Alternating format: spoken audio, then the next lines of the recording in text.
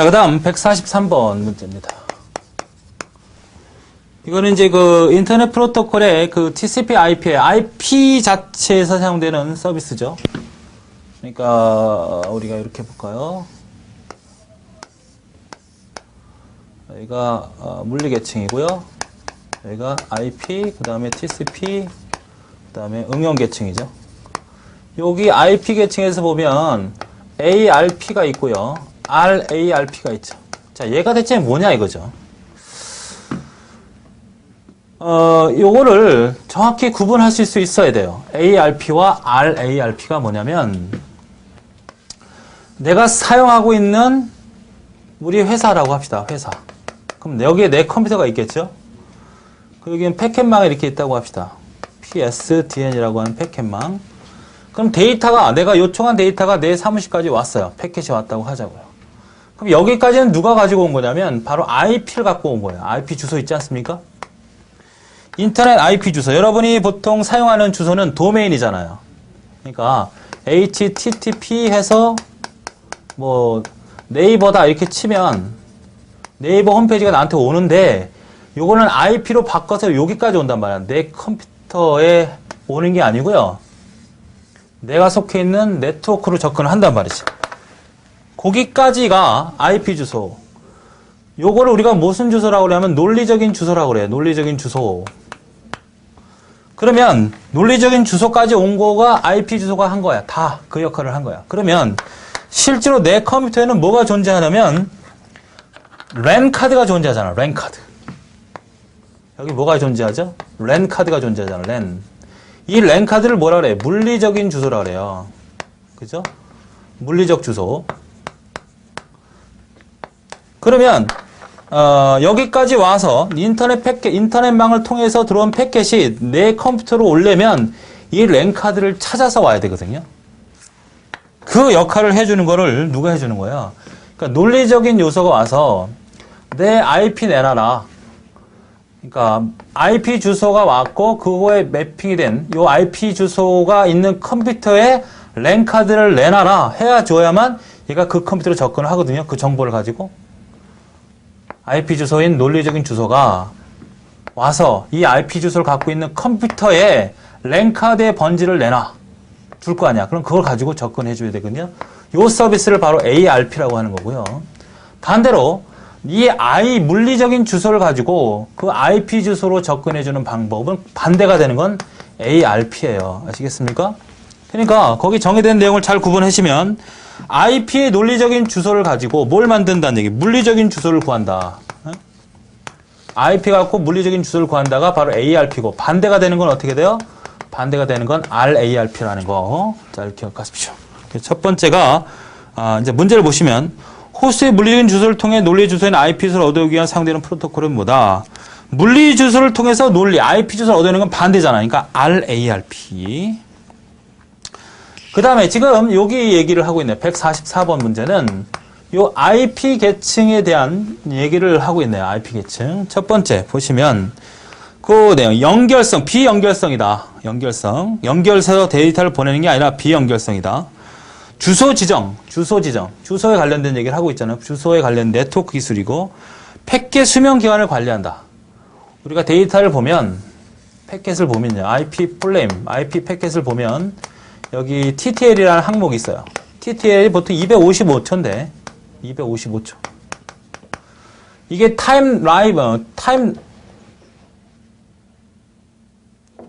TTL. 타임 시간이죠, 타임. 패켓의 수명 시간이 255초야. 즉, 3분이 채 안 되죠? 그죠? 그러니까 출발지에서 목적지까지 3분 안에 도착하지 않으면 얘는 죽어요. 없어진단 말이야. 생명 시간도 다투고는 규칙 관리한다는 얘기고, 패켓의 절단과 재조립한다. 그러니까 데이터를 한꺼번에 다 보내지 않고 잘라서 보내는 역할도 바로 IP 계층에서 한다. 오류 제어하는 거 당연하고 흐름 제어를 하는데, 가장 중요한 얘기라고 할 수 있는 게 뭐냐면 이 패켓이라는 거는 IP 패켓은 목적지까지 배달해 주는 거죠. 목적지까지 배달해 주는데, 문제는 최대한 노력해야. 최대한 노력을 하는 거지 보장을 못해. 안정성을 보장 못한단 말이죠. 아주 중요한 얘기예요. 그러니까 여러분이 쓰고 있는 인터넷 자체는 데이터들이 막 들락날락 날락 막 왔다 갔다 하지 않습니까? 패킷들이. 그러면 그것을 이 IP 프로토콜은 최대한 노력해서 목적지까지 배달해 주려고 하는 뿐이지 안전성까지는 고려 못 한단 말이에요. 안전성까지. 무슨 말인지 알겠죠? 그래서 144번의 문제는 IP 프로토콜의 주요 임무가 아닌 것은 바로 안정성까지는 관여하지 않는다. 관여하지 않는다. 그러니까 관여한다는 말은 틀린 거다. 다음 145번. IP 주소에 관련된 얘기죠. IP 주소. 지금은 IPv4를 쓰고 있지만 이제 IPv6로 발전이 되죠. 자, 그러니까 IP 주소는 우리가 보통 A 클래스와 B 클래스와 C 클래스와 D 클래스와 E 클래스 이렇게 쓰고요. 보통 주로 사용되는 게 이 세 가지죠. 그래서 얘는 우리가 4바이트로 구분해서 쓰는데 여기는 실제로 네트워크 주소고 요게 컴퓨터 호스트 주소죠. 우리가 뭐 IP를 한 번이라도 보신 분들은 이렇게 점으로 구분되어 있지 않습니까? 그리고 요게 네트워크 주소. A의 네트워크, A 규모의 네트워크 개수는 이렇게 첫 번째는 9분자고 7비트를 쓰거든요. 그러니까 2의 7승계, A 규모의 네트워크 주소는 2의 7승계가 있어요. 그 중에 컴퓨터가 256이죠. 256 곱하기 256 곱하기 256. 대략 한 1600만 개 정도가 되죠. 그건 말고 요거만 기억하세요. 요거만. 그러니까 A 네트워크라고 하는 IP를 갖고 있다면 그 회사 A 클래스, 보통 클래스라고 하죠. A 클래스를 갖고 있다면 그 네트워크는 총 256개의 컴퓨터에다가 고정 IP를 심을 수 있는 규모다. 이런 의미고요. 두 번째, B 클래스는 요게 네트워크 주소고 요게 컴퓨터 호스트 주소예요. 그래서 256, 이게 8비트니까 256개라는 거지. 256. 그다음 C 클래스는 이만큼을 쓰죠. 이만큼이 바로 뭐야? 네트워크. 그러니까 3바이트만큼의 네트워크 주소가 있다. 요거는 컴퓨터 주소니까 256개예요. 그래서 이렇게 A, B, C가 실제로 사용되는 거고 D하고 E는 요거는 이제 테스트용으로 보통 쓰고 이거는 멀티캐스트, 방송용으로 쓴다는 얘기죠. 요것도 중요합니다. D와 E는 멀티캐스트나 테스트용으로 쓴다. 검사용으로 쓴다. 실제 주소가 아니라. 그래서 이 IP 주소 4의 개념이 워낙 IP 규모가 총 IP가 몇 개예요? 지금 2가 되고 48, 32니까 32승계 아닙니까? 이게 너무 부족하다. 그래서 우리가 이제 버전업을 시켜서 사용하게 됩니다. 얘는 뭐 이렇게 점으로 사용하지 않고요. 이렇게 콜론으로 구분해서 쓰고 그 다음에 16진수로 사용하고 뭐 이런 특징이 있지요.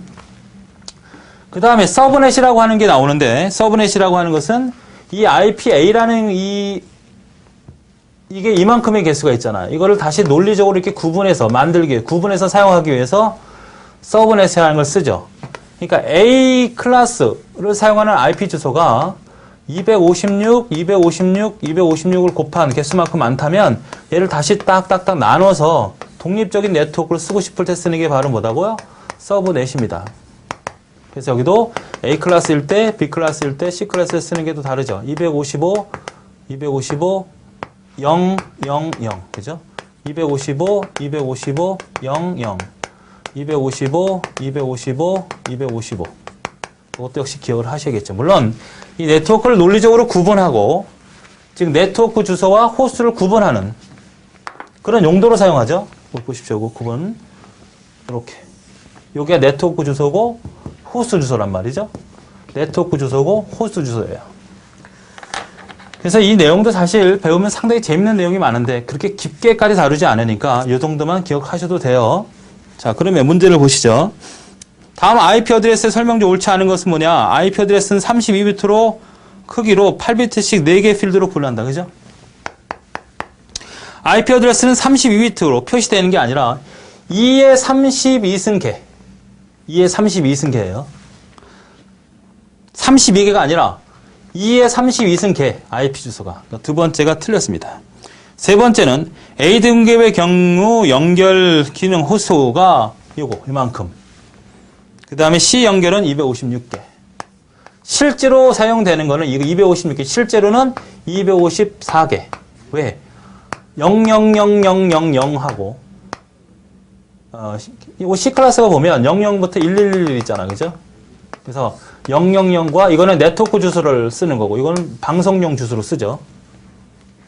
그러니까 이걸 대표할 수 있는 주소가 000이고 이거는 바로 다 한꺼번에 데이터를 보낼 때 쓰는 주소다. 그러니까 A클래스가 C클래스에 이렇게 있으면요. 총 몇 개의 IP가 0부터 255까지 해서 256개가 아닙니까? 그러면 0 주소를 갖는 거는 이거의 대표 주소란 말이에요. 여기에 이 네트워크를 가리키는 주소고 255는 여기에 속해 있는 모든 컴퓨터에다 데이터를 보낼 때 쓰는 주소가 바로 요 255번을 쓴단 말이에요. 그래서 이걸 브로드캐스트 주소다. 방송용 주소다. 이렇게 얘기를 하죠. 자, 그 다음에 그래서 답이 몇 번이 되는 거야? 두 번째가 잘못됐죠. 32개가 아니라 IP4는 V4는 총 2의 32승계. 그 다음에 146번 문제가 나왔죠. 146번. 146번은 바로 인터넷에서 사용되는 이제 하드웨어에 대한 얘기인데요. 리피터가 있고, 그 다음에 브릿지가 있고, 그 다음에 라우터가 있고, 그 다음에 게이트웨이가 있습니다. 최근 기술은 이 라우터하고 게이트웨이가 별로 구분되지 않기 때문에 최근에 관리공단에서 이걸 동일하게 취급해버렸어요. 그래서 아마 여기 쪽에서 문제가 좀 나오기는 어렵지 않느냐. 리피트는 뭐예요? 리피트는 증폭기입니다. 신호가 떨어지잖아요. 멀리 가면. 그러니까 신호가 떨어지는 거를 증폭시키는 게 바로 리피터. 그 다음에 브릿지라는 것은 동종의 랜을 연결할 때. 그러니까 여러 개의 컴퓨터가 네트워크가 이렇게 있을 거 아닙니까? 같은 장비나 같은 기술을 쓸 때 여기를 이렇게 연결해내는 장비가 있다면 그걸 바로 브릿지라고 그래요. 브릿지. 여기다 이렇게 브릿지를 단다는 얘기죠. 그럼 데이터가 왔을 때 이쪽에 가는 거냐 저쪽에 가는 거냐 이거를 조절해 줄 수 있는 그런 장비를 브릿지라고 그래요. 동종의 랜을 연결할 때 쓰는 게 뭐냐 그러면 브릿지로 기억하시면 되겠고 이거는 경로 선택이죠. 경로 선택기인데 요거는 이기종의 통신. 서로 다른 랜을 쓰는 게 뭐냐 그러면 게이트웨이. 그러니까 인터넷 자체는 어떻게 돼요? 서로 다 네트워크가 다르지 않습니까? 이게 하나의 네트워크라고 하면 동종의 네트워크를 연결할 때는 브릿지를 쓰지만 이러한 연결들이 다 전 세계로 연결되어 있으면 얘네들끼리 연결할 때는 뭐가 필요하다는 거야? 게이트웨이가 필요하다는 얘기죠. 왜? 어떤 데이터가 어떤 프로그램이 쓰는지 모르니까 모든 계층이 다 다르다고 보는 거죠. 그 다음에 라우터는 뭐 경로 선택인데 여러분은 요걸 구분하시라는 얘기예요. 브릿지하고 게이트웨이 정도만 잘 구분하시면 되고 이 라우터라고 하는 것은 경로 선택의 개수를 있지만 실제로 요 게이트웨이하고 혼용해서 쓴다. 그래서 만약에 서로 이종의 랜을 연결할 때 쓰는 장비가 뭐냐 그럼 게이트웨이가 나오면 답인데 게이트웨이가 없이 라우터가 나와도 답이 될 수 있다. 그렇게 결정을 이미 했어요. 실무하고 실제로 중복되는 부분이기 때문에 옛날에 많이 항의가 있었고 그래서 결정을 해준 거니까 그렇게 기억을 해두시면 되겠네요. 문제는 프로토콜이 전혀 다른 네트워크 사이를 결합하는 건 뭐라고요? 역시 게이트웨이죠. 게이트웨이. 그러니까 지금 라우터도 답이 될 수 있다는 얘기죠. 이렇게 나오게 되면 이건 게이트웨이를 일단 답을 하시고 문제가 되면 또 공단에서 결정을 해줄 겁니다.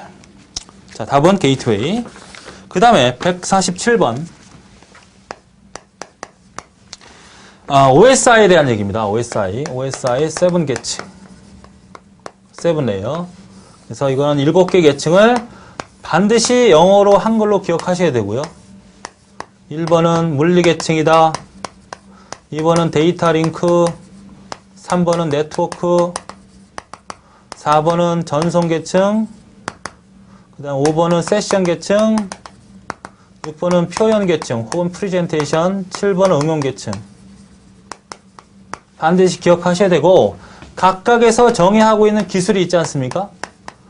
그러니까 앞에서 얘기했지만 이 내용을 다시 이해하기에는 이쪽에 전문 분야가 아니신 분들은 잘 몰라요. 그러니까 아주 편하게 생각하세요. 그러니까 계층이 7개가 있다는 거 잘 기억하시고 거기에 특징들이 나오지 않습니까? 그것들을 잘 기억하시는데 거기다 좀 마킹을 할까요?